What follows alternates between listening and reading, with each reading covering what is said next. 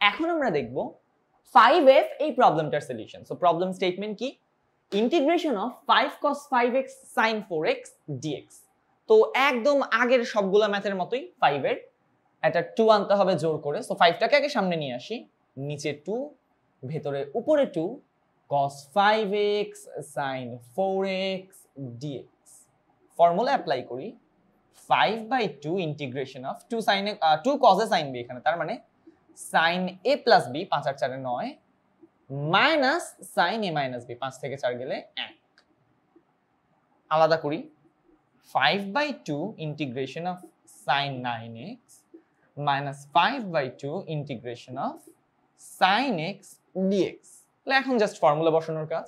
তো ফর্মুলা বসাই, 9 নিচে চলে আসবে, তাহলে 5/9 দুগুণে 18। ওয়াও, 18 কে 9 দিয়ে শুরু হয়, জানতাম না এতদিন, জেনে রাখলাম। যাই হোক, সাইন কে ইন্টিগ্রেট করলে হয় হচ্ছে cos এবং সামনে চলে আসবে একটা মাইনাস, তাহলে মাইনাস cos 9x।